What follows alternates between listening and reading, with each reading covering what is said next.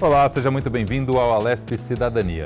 No programa de hoje vamos falar sobre inteligência emocional no dia a dia, na tomada de decisões, no fracasso, no sucesso, no processo de aprendizado e principalmente na tomada de decisões em projetos pessoais. Para falar sobre esse tema, recebemos aqui no estúdio a especialista em inteligência emocional e treinadora comportamental Carol Basílio. Carol, seja muito bem-vinda ao nosso estúdio. Obrigada.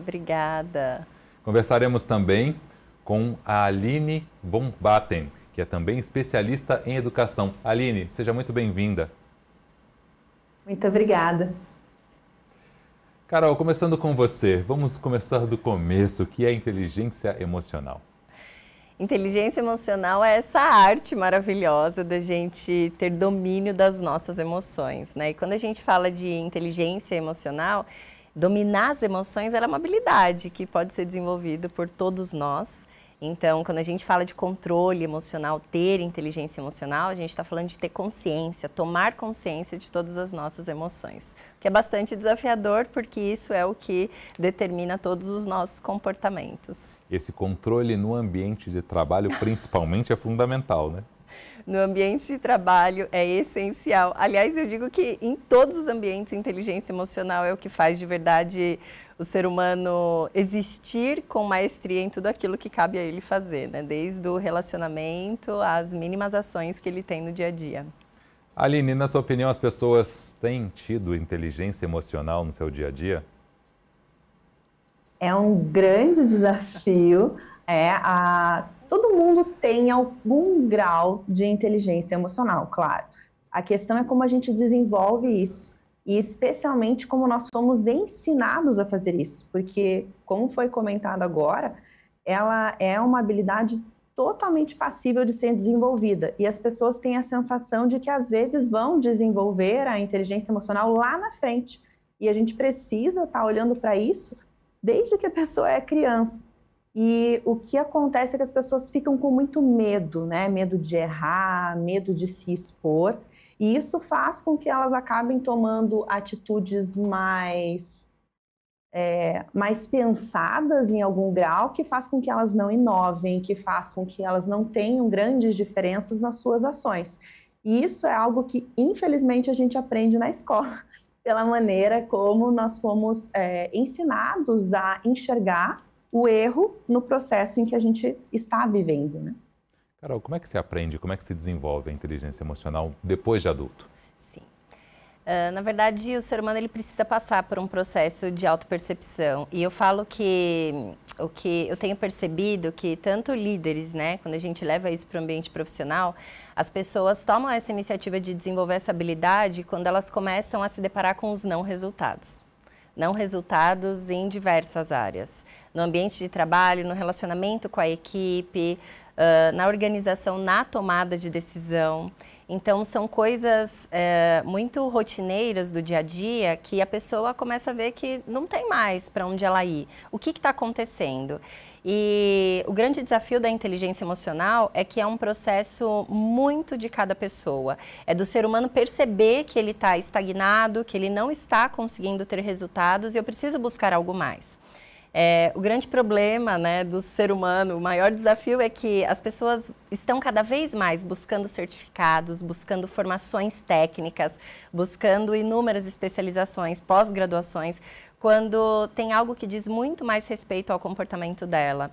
Então, para a pessoa chegar nesse ponto de parar para tomar essa decisão, ela precisa estar, de fato, extremamente interessada em se responsabilizar pelos resultados que ela não tem. E esse é o maior desafio para você convencer, né, uma gama de líderes, por exemplo, que a inteligência emocional seria uma excelente estratégia para a atuação, para os resultados dele, do time.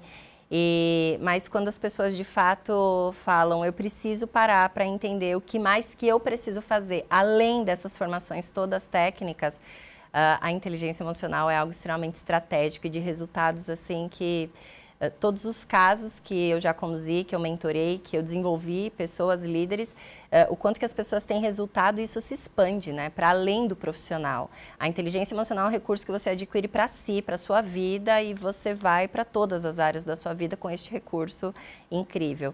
Mas é um processo de se perceber e de se questionar profundamente sobre os resultados que não se tem.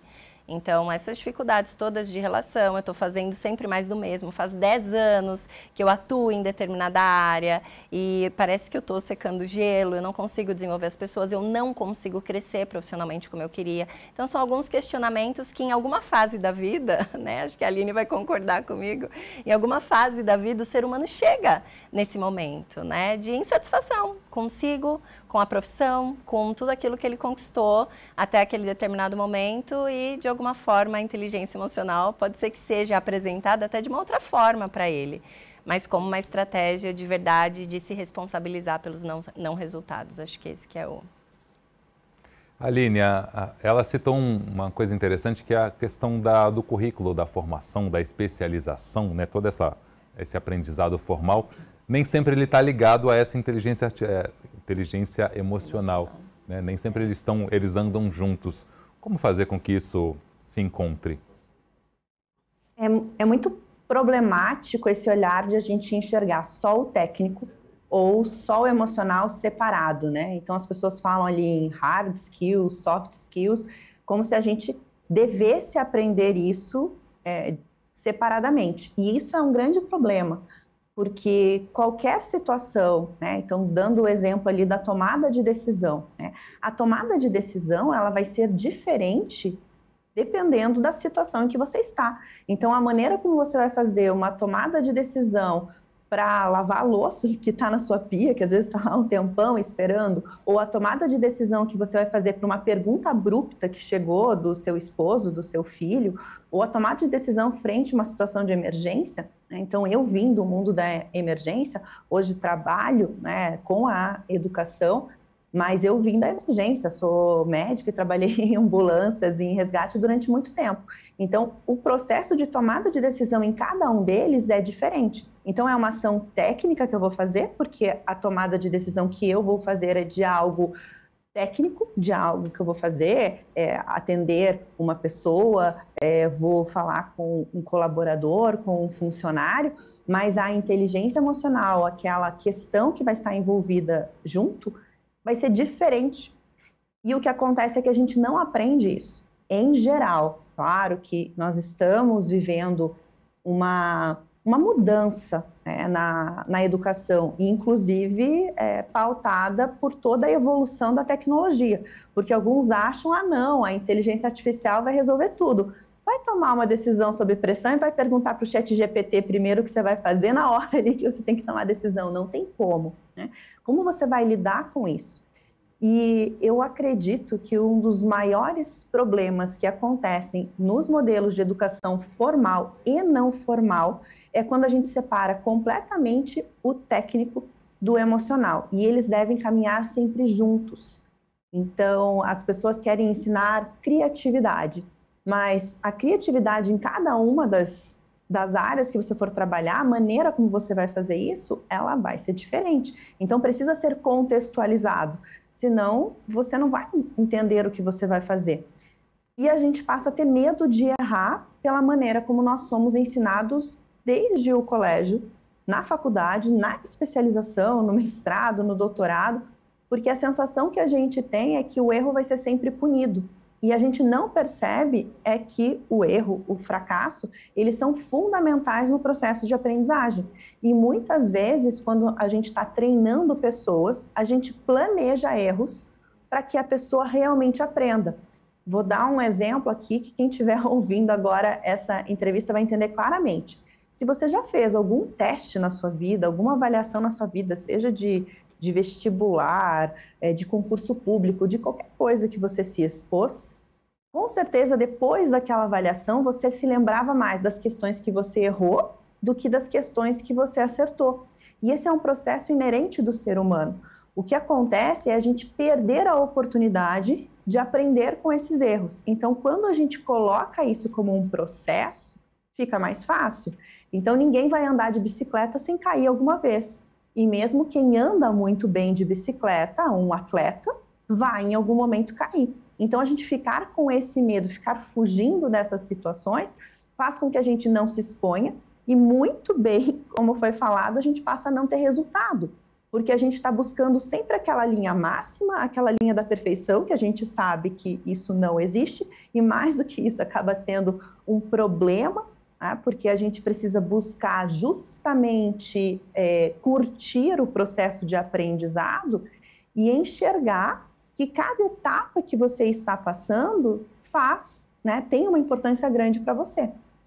Carol, as empresas estão de olho nessas características também ou elas pensam somente nessa questão que você citou do currículo, da formação?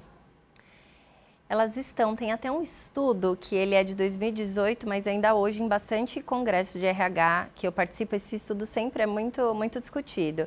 Ele fala que em cada 10 profissionais contratados, pelo perfil técnico, né, pela habilidade técnica, 9 são demitidos pelo comportamento. E é de 2018 esse estudo, ele ainda é muito discutido. Então, assim, as pessoas, elas atribuem, elas têm uma certa dificuldade, né? E isso, eu, quanto treinadora comportamental, eu vejo que é uma limitação ainda das pessoas assumirem essa responsabilidade de olhar de uma perspectiva positiva, né? As demissões, as punições, que seja, qualquer outra forma de você desligar ou remanejar um profissional. O ser humano tem ainda essa dificuldade, porque é exatamente sobre isso que a Aline falou. Ela não consegue olhar para a jornada dela e ver o quanto que foi valoroso todos os processos que ela viveu durante aquela jornada. E às vezes, eu também sou da área da saúde, né? E eu trabalhei uma vida inteira em terapia intensiva. E às vezes são erros que o comportamento, ele contribui demais para determinados erros. E a gente precisa assistir muito de perto os profissionais. Quando a gente está falando de uma emergência, a gente está falando de uma UTI, a gente precisa ter muito controle emocional, né? Isso que é uma categoria, né? A área da saúde é uma categoria de profissionais que adoecem demais, porque é um ambiente muito vulnerável, né? Emocionalmente, os nossos comportamentos, então a gente precisa estar todo o tempo ali com muita atenção. E o que eu percebo que quando as pessoas são remanejadas e é pontuado alguma coisa relacionada ao comportamento, ainda se tem muito essa dificuldade de olhar de uma perspectiva positiva, de o que eu posso melhorar, que oportunidades que eu tenho a partir desse erro, né? Essa é uma época do ano que eu trabalho muito em orientação de processos de feedback, né? E as empresas, elas estão cada vez mais olhando para essa performance do líder, porque eu acho que agora eu percebo que pós-pandemia é algo que tem pedido um olhar diferente, sabe? Então, a gente saber dar um feedback mais acolhedor, a gente ter uma postura mais respeitosa, mais próxima ali, né, com a equipe. Então, eu percebo que, de uma maneira geral, pelo menos no segmento saúde, eu digo para você que muito, e em outras áreas, né, outras empresas de outros segmentos, eu vejo que estão dando, sim, uma atenção já um pouco mais diferenciada do que era antes do cenário pandemia. Acho que precisa disso, né? Agora, esse acolhimento, esse direcionamento mais assertivo do comportamento, as empresas têm feito, sim, um trabalho diferente do que era antes, mas ainda tem muito a aprimorar. Para essa pessoa que tem esse controle emocional mais certo na sua vida, ela adoece menos, como você mencionou, e tira um pouco esse peso da responsabilidade do ombro, né? Eu fiz a minha parte, não depende 100% de mim, né? Depende de um processo. Exatamente, exatamente. E um dos pilares, inclusive, da inteligência emocional, né? Um dos pontos de grande desenvolvimento é o relacionamento interpessoal. E as pessoas, às vezes, elas têm essa dificuldade, né? Quanto líder, quanto uma pessoa que está ali se relacionando por uma necessidade do próprio trabalho, ela tem inúmeras limitações. E o relacionamento é um comportamento, né? E quando a gente tem inteligência emocional, a gente vai escolher desenvolver melhores formas de se relacionar, de direcionar, de contribuir com o outro para o desenvolvimento dele dentro da empresa, ou até mesmo na tomada de uma decisão, a gente acaba tendo recursos diferenciados para contribuir com aquele colaborador, né? Eu sou a prova viva disso. Tive essa fase sem inteligência emocional, implementei um grande projeto, me desenvolvendo, e quando eu adquiri a inteligência emocional, treinar essas pessoas é coisa de você ver resultado assim a curto prazo. Mas são as pessoas que melhoraram, que mudaram? Sim, eu entreguei recursos, mas eu precisei estar preparada para isso.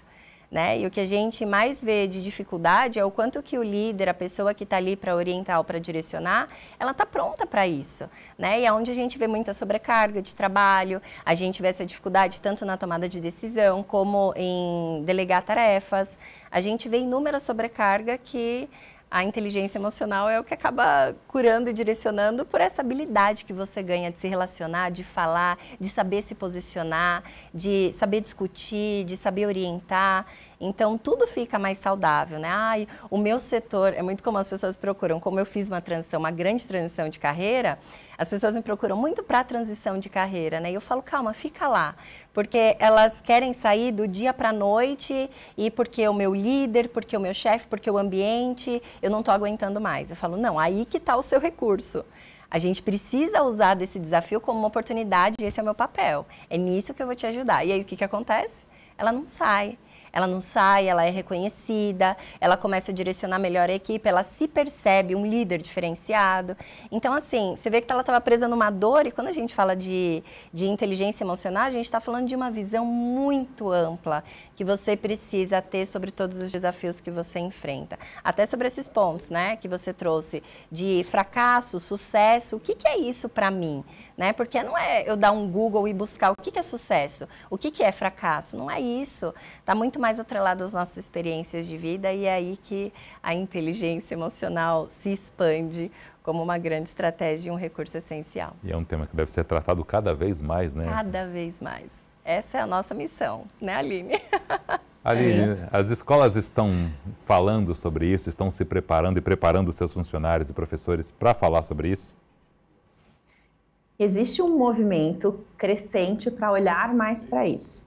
A grande questão é pensar em como eu realmente preparo as pessoas para que elas aprendam, para que elas desenvolvam. Então, não adianta eu fazer uma pergunta sobre inteligência emocional e achar que as pessoas respondendo a isso elas vão desenvolver, né, dessa forma. E não adianta eu querer separar. Então, o segredo, seja isso na escola, seja isso nas universidades, seja isso em formações, né, que acontecem de maneira formal, pós-graduação, mestrado, doutorado, ou as informais, nos cursos livres, é importante que a gente consiga trazer contextos reais. O que significa isso? É uma história, é uma situação exatamente como ela aconteceria na vida real. Aonde a gente bebeu muito disso? Porque isso não é algo novo, é algo antigo, né? Então, a gente consegue enxergar experiências de simulação, que é você vivenciar algo de uma maneira mais controlada, desde os primórdios da humanidade, as pessoas testavam algo antes de fazer isso num ambiente real. E o que acontece é que se eu trouxer ambientes simulados, situações que não são próximas da realidade, eu costumo explicar isso durante formações, que é quando a gente acaba colocando a voz de uma ajuda ali para o aluno, para a pessoa que está passando experiência, ou uma pegadinha de uma maneira que não aconteceria na vida real. Isso faz com que a pessoa não se desenvolva. Então, a gente acaba dando várias informações incorretas. A gente foca na nota, a gente foca no resultado final. E nada na vida, de verdade, a gente depende de uma nota apenas. Porque a nota, ela é você está tangibilizando de uma maneira assim que não leva a nada que seja real. Dá para dizer qual é a diferença entre uma pessoa que tira 9,9 e uma pessoa que tira 9,8, 9,7, 9,6? É um absurdo isso. A gente não tem esse grau de sensibilidade para falar isso para os outros. Só que a informação que a gente leva para as pessoas quando a gente foca dessa maneira é que a gente não ajuda elas a enxergarem o processo. Então, as pessoas querem encontrar respostas prontas e isso faz com que elas se desenvolvam mal no ambiente de trabalho. Hoje, muita parte das pesquisas estão mostrando que não é que a sociedade está adoecendo mais, que a sociedade tem mais depressão, que a sociedade tem mais burnout. A questão é que a gente deixou de ser treinado, preparado para lidar com as frustrações do dia a dia. Então, quando a pessoa entra no mundo real, quando ela entra no mundo do trabalho, ela está despreparada, porque ela achou que ela ia encontrar coisas parecidas com as questões de avaliação que ela encontrou, às vezes, no mundo da faculdade, no mundo das escolas. Então, quando a gente traz contexto, e a palavra mais importante é reflexão, é fazer a pessoa refletir sobre o processo de tomada de decisão, mas também sentir por que neste momento eu me senti mais ansioso, por que neste momento eu tive mais dificuldade de fazer isso, porque aí a gente está ajudando a pessoa a desenvolver metacognição, que é a pessoa perceber como ela aprende, mas especialmente perceber como ela reage em cada uma dessas situações, que é um caminho também para a inteligência emocional. Só que a gente não foi educado para isso. Em geral, os professores acabam dando, em muitos momentos, uma qualificação, você foi bem, você foi mal, e que estava sendo falado de feedback um pouco antes, as pessoas confundem uma resposta com o feedback. Então, se o feedback não mostrar para a pessoa onde você está, onde você deveria estar e o caminho para você conseguir chegar onde você não está, você simplesmente está dando uma placa para a pessoa que é praticamente uma placa de pare, porque você está olhando para o passado sem olhar nada para o futuro. O feedback precisa estar sempre olhando para o futuro. E as pessoas ficam com medo de pedir feedback, ficam com medo de ser expostas ao que estava acontecendo de errado, quando, na verdade, é o contrário.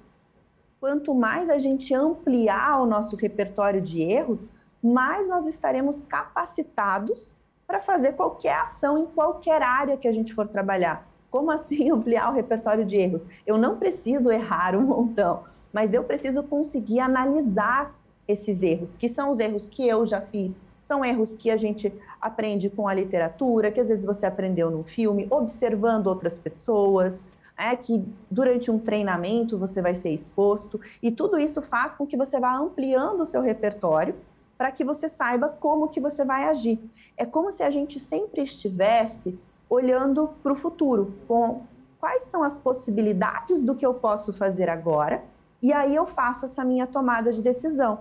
E quanto mais a gente se desenvolve nesse sentido, mais rápido a gente faz isso. É como se a gente abrisse algumas oportunidades. Eu brinco quando eu estou dando treinamento que se eu fosse escolher um super-herói, eu queria ser o The Flash, né?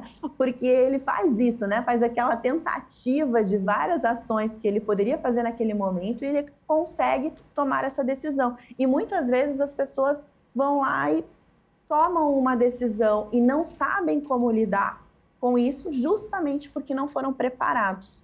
Então, as escolas, as faculdades, aos poucos estão nesse movimento. Existe, sim, uma onda grande que vem muito da simulação, do uso de contextos, do roleplay, que é quando a gente faz as pessoas trocarem, né, de posição. Então, eu vou treinar, por exemplo, num time, né, um gestor que ia dar feedback para a pessoa que está ali com ele, e a gente faz eles trocarem de posição para que eles consigam perceber como se estar no outro lado. Então, usar essas ferramentas ajudam as pessoas a desenvolverem mais esse olhar reflexivo para a sua própria prática, entendendo que a gente nunca vai estar pronto.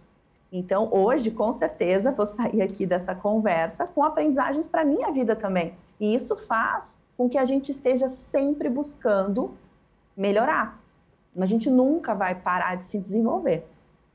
Você concorda, Carol? Concordo, e na educação a simulação realística tem sido muito utilizada, né, no ambiente de saúde principalmente, e o quanto que eles têm atrelado, né, a inteligência emocional como estratégia de autopercepção. Então, na hora que você está no cenário simulando ali a realidade, o profissional ele já é orientado a olhar o que ele está sentindo, o que o corpo dele está se manifestando, o coração está acelerado, ele está com medo, ele está inseguro. Então, já tem esses pontos de atenção que ele tem que dar como devolutiva assim que ele sai do cenário. Então, isso também já é um caminho, já é um estímulo de se perceber dentro do processo, porque a gente só vai, né? E a gente vai, às vezes, atropelando as coisas, falando que não devia, errando, se culpando, se cobrando, sem a gente se analisar dentro do processo. E é bem isso que a Aline falou, a educação ela vem cada vez mais estimulando esse processo do profissional se perceber, das pessoas começarem a se perceber nesse aspecto de atuação. O que o corpo está dizendo? O que está acontecendo, né? Quais são as suas angústias? E se você errar, o que vai acontecer? Então, esse tipo de conversa já tem sido introduzida e tem tido grandes resultados. Ela citou duas coisas interessantes, é que se colocar no lugar do outro e aprender com os erros. Falar é fácil, mas a maioria das pessoas não sabe nem por onde começar. No caso dos treinamentos, como é que funcionam os seus treinamentos? Como é que funciona todo esse processo? Sim, isso de colocar no lugar do outro, eu costumo dizer muito assim para as pessoas. A gente sempre precisa partir do princípio que, como que eu estou fazendo isso, né? Acho que essa é a primeira provocação.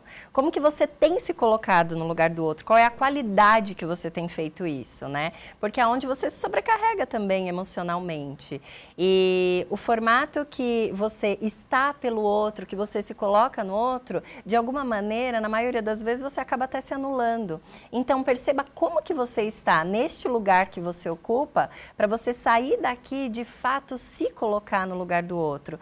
Porque as principais falhas do feedback, elas vêm olhando exatamente nessa direção, né? As pessoas estão ali sem ter certeza do que elas precisam, de fato, comunicar, pontuar, direcionar, porque elas estão simplesmente preocupadas se o outro vai se sentir ofendido, ferido, inseguro naquele processo, por exemplo, de receber um feedback. Se você não está bem emocionalmente, você já afeta 80% do processo e a chance dele dar errado é muito grande. Então, como que você está? Olhar para si, autopercepção, acho que é a palavra que a gente pode deixar aqui como resumo de tudo isso. Se perceber no processo. Tá ótimo. Carol, Aline, daqui a pouquinho a gente continua o nosso bate-papo. A gente vai fazer um breve intervalo e o Alesp Cidadania volta já já.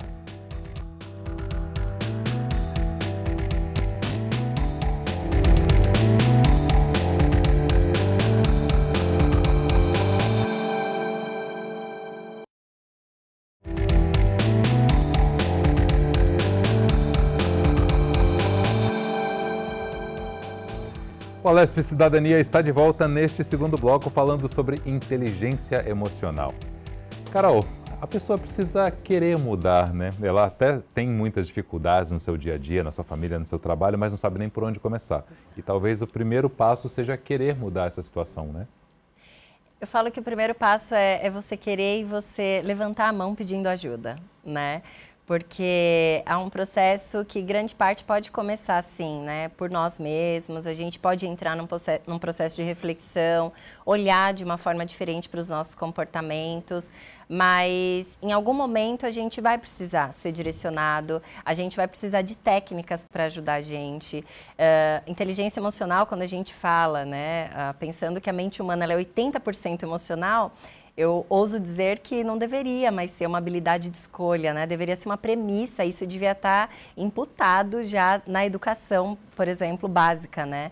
E, inclusive, existem, né, movimentos, Dr. Augusto Cury, em Escola da Inteligência, já tem isso sendo introduzido em algumas escolas públicas, né, mas é muito mais forte ainda no sistema privado. Mas eu já fico muito feliz, porque novas possibilidades estão sendo apresentadas para as crianças, né, e lá atrás a gente não fazia nem ideia do que era isso. Eu falo que se eu, na idade que eu tenho hoje, eu soubesse minimamente, né, a base da inteligência emocional, talvez eu já teria pedido ajuda há muito tempo atrás. Então, quando a gente está falando de inteligência emocional, a gente está falando de um processo de autoconhecimento. Isso é muito desafiador, porque assim, a pessoa precisa estar disponível, ela precisa de verdade querer uma mudança, entender por que aqueles milhões de certificados que ela tem diante dela, todas as formações que ela foi buscar, às vezes fora do país, certificações internacionais, ela não consegue se sentir realizada, ela não consegue chegar onde de verdade ela almeja. Isso é um processo de reflexão. O que eu preciso fazer? Se eu não sei como fazer isso trabalhar a meu favor, eu não consigo me sentir realizada, eu não estou me vendo viver o meu propósito, né, de vida, às vezes a minha missão de vida, quanto pessoa, quanto profissional, é essa busca que a pessoa chega a conhecer a inteligência emocional. Porém, é onde existem algumas barreiras de indisponibilidade, os traumas e os bloqueios emocionais que existem. Somos, né, todos, inúmeras teorias apresentam, né, o quanto que nós somos adultos, sem exceção, tentando curar as nossas feridas emocionais da infância. Então, simplesmente todos os nossos comportamentos, eles olham para todas as nossas experiências de vida. Então, isso é um assunto bastante delicado. E quando a gente vai apresentar a inteligência emocional, a gente tem que entregar isso como uma estratégia e deixar claro o quanto que esse processo de decisão e autorresponsabilidade ele é fundamental para o desenvolvimento da habilidade. Então, a pessoa precisa estar no momento certo, sabe? Ela precisa de verdade querer entrar em contato com as próprias limitações emocionais, com os próprios pensamentos, com os próprios sentimentos. É um processo muito de cada um. Então, quando as pessoas chegam para mentorias, ou às vezes eu vou dar treinamento em instituições, tem todo um questionamento ali que acontece, que momento que a instituição está, por exemplo. Já aconteceu de eu ir dar um treinamento para a instituição que acabou de mudar, chefia, gerência, os funcionários estão sensíveis, sabe? Eles estão com medos, eles não vão estar preparados para um treinamento comportamental. Então, isso também é o meu papel quanto treinadora, de orientar, né, o RH. Esse talvez não é o momento. A gente tem muitas coisas para se organizar, né, e por isso que eu não deixo de fazer esse checklist. Porque se o profissional não está pronto, por mais que seja uma coisa que a instituição fala, não vai acontecer, eu provo para ele que o resultado não vai dar certo. Então, a gente tem que ter esse cuidado, porque é sobre seres humanos, muito antes de profissionais que estão ali trabalhando naquela instituição. Então, eu tenho essa responsabilidade. E quando são processos individuais que eu vou conduzir, é a mesma coisa. A pessoa precisa estar muito pronta para entrar em contato e de verdade ter aquele resultado que ela espera através da ferramenta e dessa estratégia que é apresentada. Autoconhecimento, ele é muito curativo, ele é muito libertador, mas ele é um processo dolorido, porque a gente está falando de uma história de vida e que não começa quando aquele ser humano se formou na faculdade. Aquilo não começa quando aquele ser humano virou um adulto. Não, aquilo não começa ali, começa muito antes do que a gente imagina.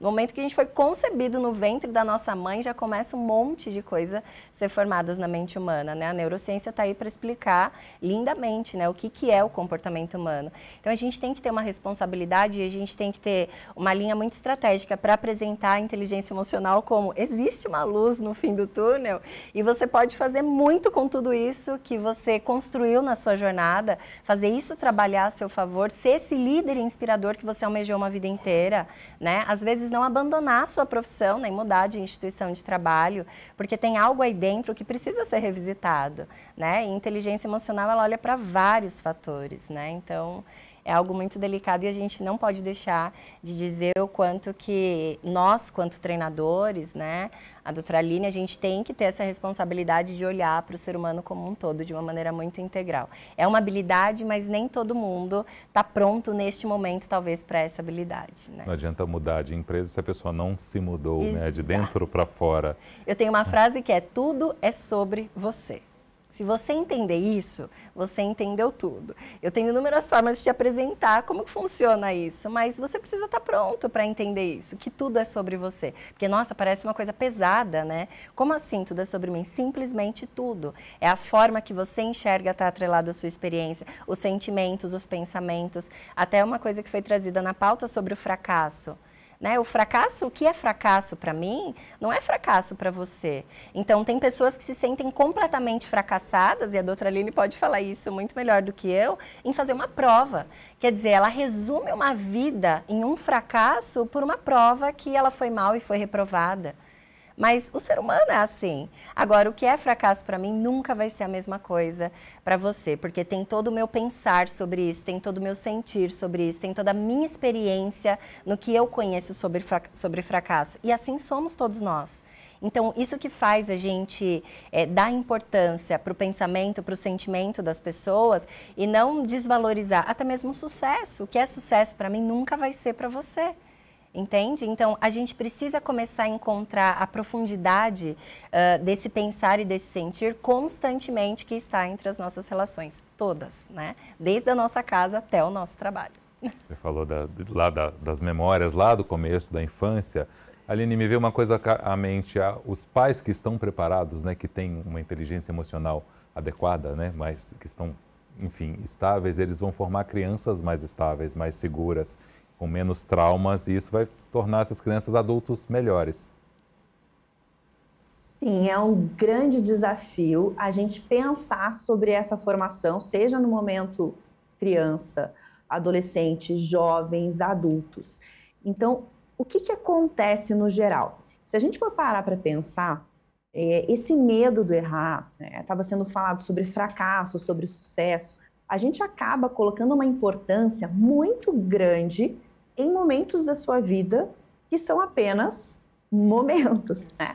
E o que acontece? Quando a gente não é colocado para olhar aquele momento como uma etapa, como um degrau, como uma pedra que estava ali no seu processo, a gente acaba perdendo a oportunidade de se desenvolver. Então, as pessoas colocam uma alta expectativa em cima dos filhos, em cima dos alunos, em cima dos mentorados, em cima dos seus liderados, e sem conseguir colocar uma maneira de acolher esse processo do aprender. Então, quando a gente coloca tanta responsabilidade na pessoa, naquele processo que ela está fazendo, a gente não está dando uma liberdade, não está acolhendo para que ela queira realmente aprender. Então, foi falado sobre a questão de você estar pronto, de você tomar uma decisão, de olhar para você. Olhar para você não é fácil. Aprender qualquer coisa exige esforço cognitivo. E esse é o primeiro problema. As pessoas têm a sensação de que existe algo que eu consigo aprender de maneira fácil. E não tem isso. Exige esforço. Se não houver esforço cognitivo, não há aprendizagem. Quando você vai lá assistir o filme em que uma pessoa vai lá e faz um download, né, na cabeça dele de uma grande habilidade, algo, isso não existe. A gente precisa ter um esforço cognitivo, precisa ter um esforço para você conseguir aprender. E o grande problema nesse processo de aprendizagem é que o dia a dia desse processo, ele é intangível, ele é praticamente invisível. Para pensar num processo de academia, né? Quando a pessoa quer fazer uma mudança no seu corpo. Ela vai no primeiro dia para a academia, ela vai olhar no espelho, ela não vai ver nada. Ela vai olhar no segundo dia, olhar no espelho, não vai ver nada. Terceiro dia, quarto dia, quinto dia. A mesma coisa é internamente. Então, a gente vai passando por esses processos, mas a gente não consegue enxergar o que está acontecendo com a gente se a gente não for convidado para refletir. Então, a maneira como o pai fala com o filho, como a mãe fala com o filho, como o professor fala com o filho, o professor fala com o seu mentorado, com o seu aluno.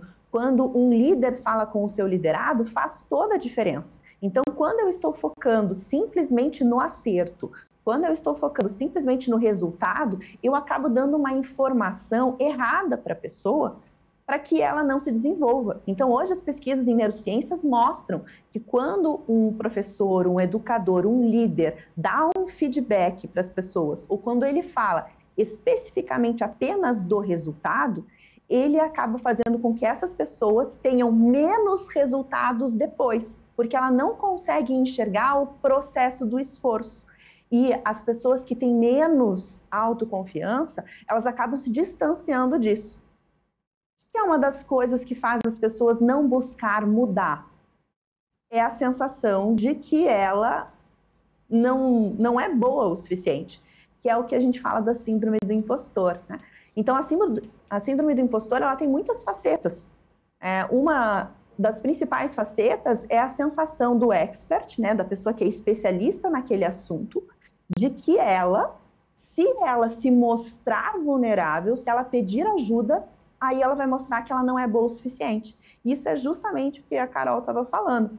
Porque a pessoa ela não pede ajuda, porque se ela pedir ajuda quer dizer que ela não sabe, que ela não é boa o suficiente, e por isso justamente ela nunca vai se tornar. Então, quando a gente aprende, e isso é um processo, que pedir ajuda é bom, que olhar para o erro é bom, que falar sobre o erro. Então, as empresas, uma questão de segurança, a gente estava falando um pouquinho de saúde, erros em saúde ou erro em qualquer lugar, se a gente ficar brigando e querer, não, nós queremos chegar ao erro zero, esse é o caminho para qualquer empresa ir para o fracasso. O que a gente precisa é ter uma cultura para acolher, sim, porque existem erros que são previsíveis, existem erros que são imprevisíveis, mas existem erros que são planejados.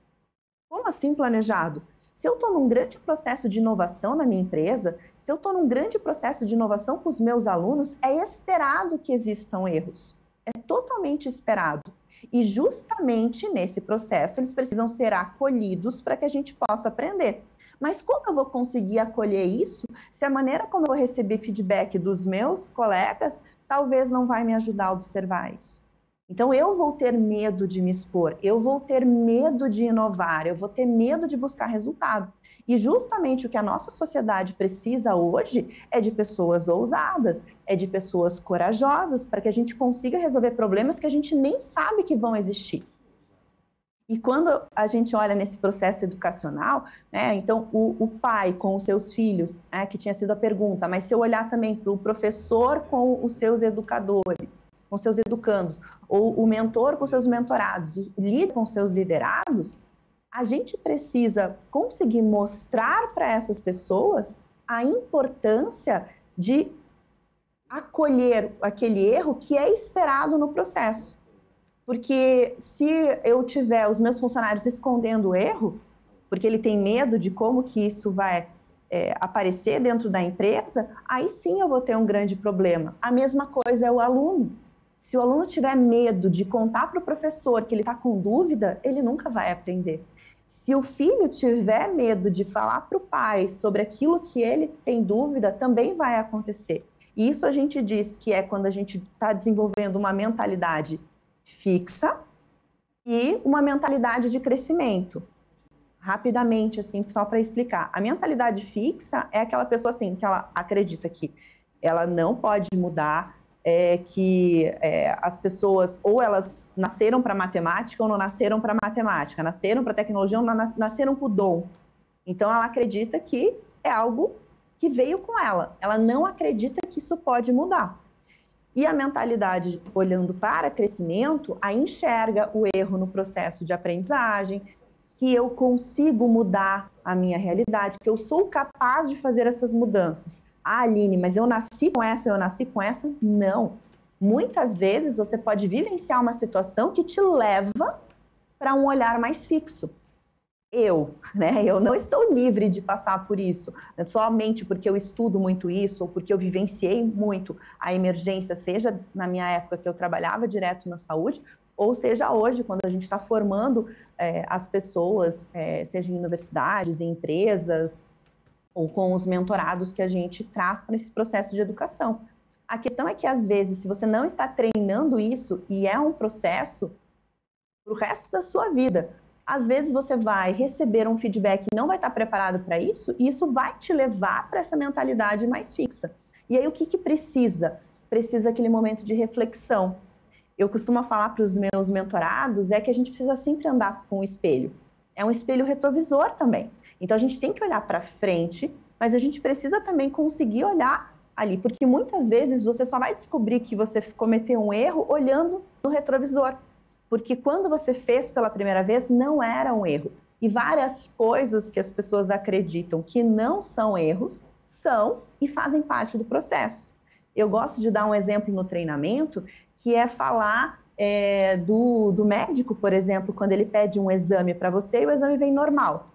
Isso está errado? Não, no processo do diagnóstico está totalmente correto. Mas pensando em saúde, em gastos de saúde, um exame normal ele seria desnecessário, ele seria errado, entre aspas. Ah, então não vamos fazer? Sim, vamos fazer, porque isso é importante para a gente ir para a próxima etapa. Nenhuma criança aprende a andar sem ter engatinhado antes. Engatinhar é o jeito certo de andar? Não, não é. Então, se eu olhar para isso isolado, é um erro? Não pode ser, porque ele faz parte do processo. E é isso que muitas vezes a sociedade acaba imputando em cima da gente. E aí, os pais são preparados para isso?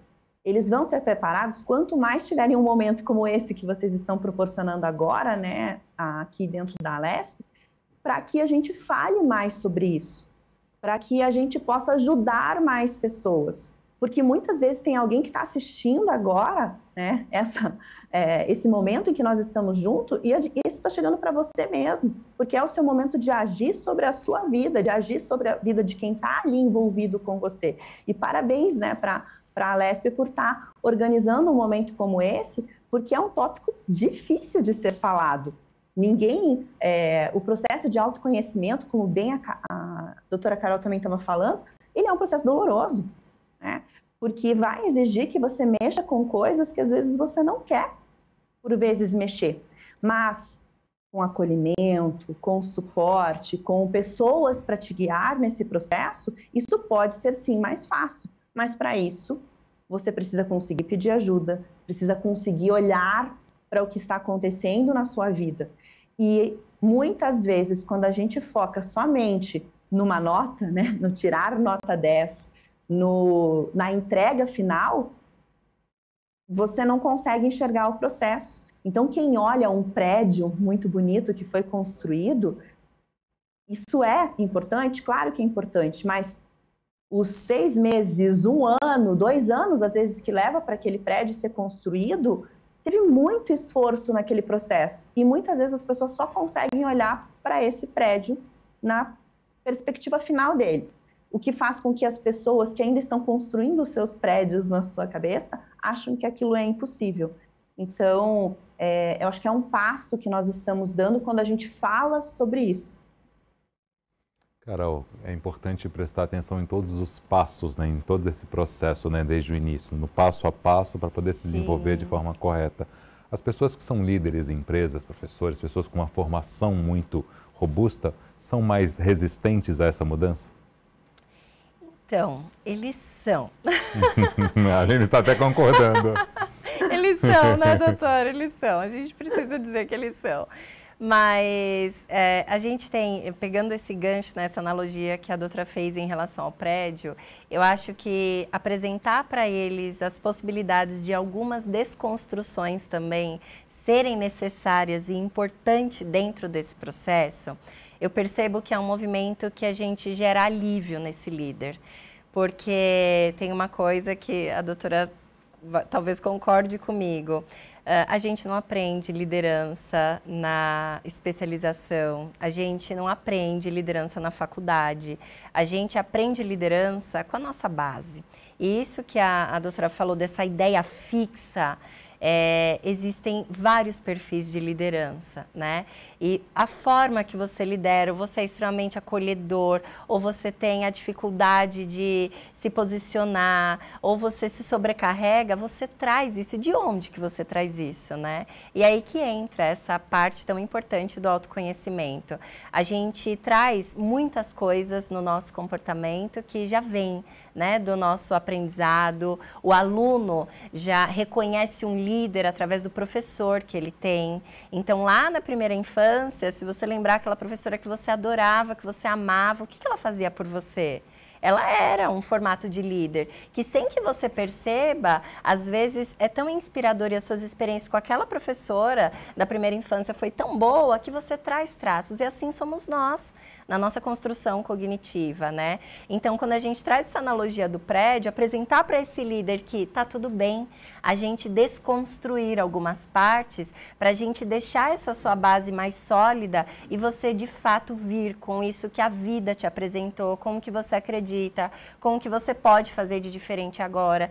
E quando eu dou palestras em instituições, esse é o momento que as pessoas mais se emocionam, porque assim, é um peso de verdade que você tira das costas, porque ela vai, às vezes, atuando que ela precisa ser aquele líder rígido, ele precisa ser aquele líder punitivo, ele precisa ser aquele líder, às vezes, agressivo.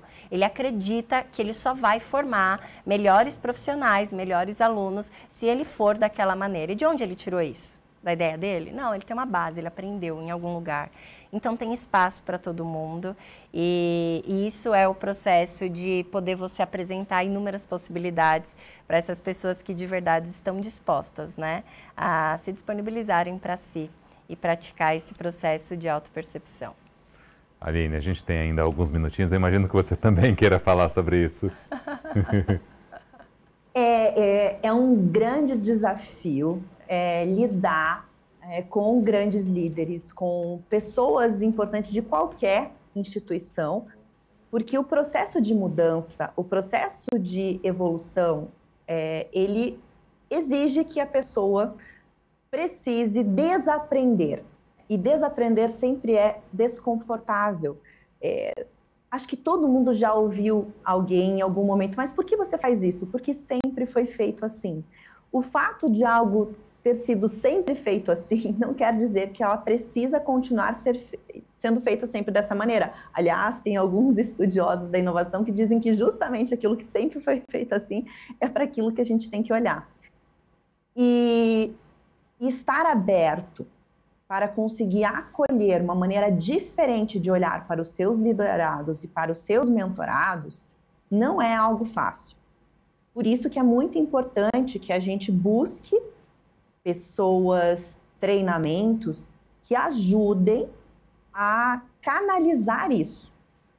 Porque a gente realmente não aprende essas coisas, deveria aprender. E eu sei que a gente acompanha aí algumas faculdades, a gente dá treinamentos, então é algo que está melhorando nesse aspecto. Então existe um olhar para isso. Se a gente for olhar para o que pede uma DCN, né, que são as diretrizes curriculares nacionais, que é o que o MEC estabelece, na grande maioria das profissões está a liderança lá dentro. Mas o que está escrito no papel e a maneira como às vezes isso é executado ou percebido pelos alunos não é exatamente aquilo que a gente esperava. Tanto é que nós temos hoje os problemas que nós temos no mercado de trabalho. Então, como que é esse processo? Então, se você percebe que você está com dificuldade com a sua equipe, se você percebe que você gostaria de ter resultados diferentes, está com dificuldade com os seus alunos, você também precisa pedir ajuda e se posicionar nesse sentido. Você como pai, né, você como mãe, a gente precisa buscar informações a esse respeito, porque nós não fomos, em geral, treinados para isso. A gente não foi treinado para se escutar. Quantas vezes nós prestamos atenção nos sinais que o nosso corpo está falando? E eu acredito que tanto eu quanto Carol, que estamos aqui falando com vocês, nós vivenciamos esse processo na alma. Então, eu tive que passar por um burnout, eu tive zóster na coluna, tive 5 úlceras gástricas, sangramentos, uma série de questões para perceber que eu estava indo numa direção errada, até eu conseguir olhar para aquilo que era a minha paixão, né, que é a educação, que é esse processo incrível de transformação que ela pode levar para a vida das pessoas, mas não é uma decisão fácil. Essa questão da transição de carreira, que também foi comentado antes, ela é um grande desafio, porque as pessoas confundem transição de carreira com troca de carreira. Você não está trocando entre uma e depois saiu. É uma transição, é um processo. Então, durante um tempo, você está olhando para esses 2 pratos e aprendendo sobre você também. Imagina como não foi quando eu quando eu informei para minha família que eu não iria mais trabalhar como médica, porque eu ia me dedicar à educação, porque eu hoje acredito que eu salvo mais vidas pela educação do que eu salvava, né, nos meus plantões, na minha ação como médica. Então, o que eu deixo de mensagem é isso, para esse cuidado, para olhar para você, para olhar para os seus liderados, para olhar para os seus mentorados, olhar para os seus alunos e perceber que esse processo é um processo, sim, que pode ser desenvolvido, mas que muitas vezes você vai, sim, precisar de ajuda. Então, existem muitos livros bons, existem formações, pessoas que treinam nessa área, e a gente precisa conseguir buscar esse tipo de informação, assim como você talvez está chegando agora nesse momento, porque você pesquisou sobre inteligência emocional também. Aline, eu queria agradecer a tua presença no nosso programa, foi um prazer conversar com você, viu? O prazer foi todo meu, obrigada pelo convite e parabenizo de novo o se importar por um tema que não é um tema que as pessoas costumam a se importar. Então, eu acho que vocês estão fazendo um grande serviço para que a gente possa ter uma sociedade com mais qualidade, porque se todo mundo estiver olhando com mais cuidado para a inteligência emocional, a gente vai sim ter mais resultados, mais qualidade, mas também melhora no relacionamento entre as pessoas. Com certeza. É importante sempre falar sobre esse tema. Carol, muito obrigado pela tua presença aqui no estúdio também. Obrigada a você e também faço delas minhas palavras de parabenizar vocês, porque é um tema que precisa ser disseminado e eu fico muito feliz em poder trazer esse compartilhamento e contribuir com as pessoas neste processo. Muito obrigada. Nós também ficamos muito felizes com a presença de vocês duas aqui no programa. Obrigada. Obrigado, viu? O Alesp Cidadania de hoje fica por aqui. A gente se vê no próximo programa. Até lá.